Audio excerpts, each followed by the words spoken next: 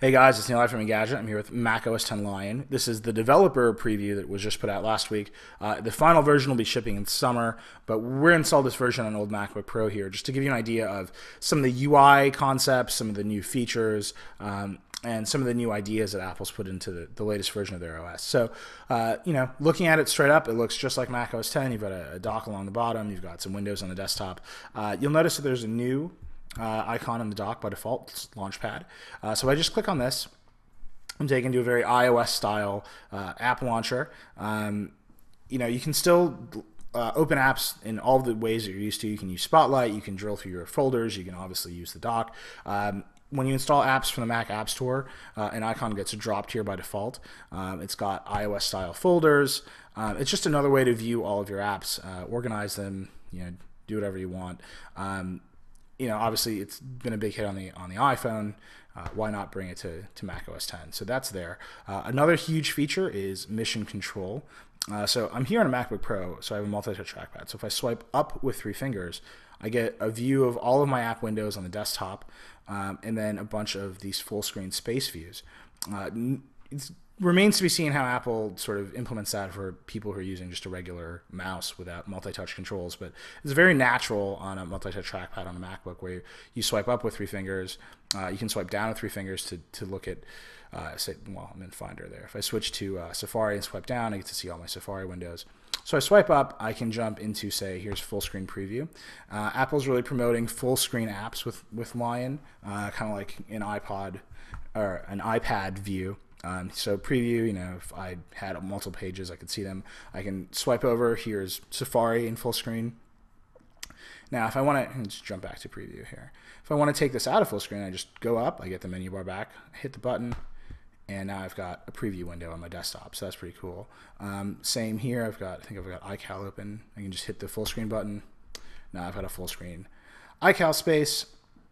You can see if I swipe up, iCal is now space, preview is now window. That's pretty interesting. One change I think will be a little bit controversial is that the dashboard is now a space. It doesn't come down over the top. So if I swipe over, here's the dashboard. It's not over the top of the windows and the desktop like it used to be. Happily, you can change that. I don't really like that very much. I prefer it to come down, so I can just turn it off. I can push the dashboard button. It comes down over the top just like it used to. But by default, it's a space like this. Another change on that same note is if you look at the dock, none of the apps that we have open have indicator lights to show that they're running. This is because Apple is, in Lion, Apple is taking more control of sort of multitasking, either doing a lot of iOS-style freezing, hibernating, multitasking management, resource management. So they don't want users to know what apps are running. They want it to feel like a seamless iOS-style switch from app to app. Don't worry about it. Now, I think most Engadget readers and myself, I definitely want to know what apps are running. I definitely want to know what apps are taking up the most resources. And happily, I can just turn the lights back on. And now you can see what apps are running and which ones aren't. So another change that by default is sure to be a little bit controversial, but if you're a power user or just somebody who wants to take a little bit more control, you can go ahead and turn the light back on. On the gesture sort of note, there's now pinch to zoom scrolling in Safari. So you can see I'm just pinching the zoom on the trackpad. It's very iOS Safari style. Scroll up here, back here.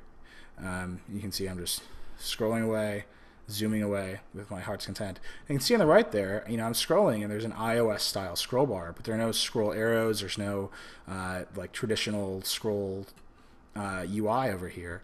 That's actually another change, and another change by default that we can just go ahead and turn off. So I go to Appearance, I can say Show Scroll Bars Always, and we can get the scroll bars back. The default is automatically based on input device. If you plug in a mouse, it shows you the scroll bar. So another change that sort of indicates, hints at an emphasis on trackpad is the main input method for Lion, and sort of a shift away from the mouse and sort of non-touch controls. But again, the options are always there. You can turn them right back off. Actually, while we're in preferences, let's take a look at a couple others.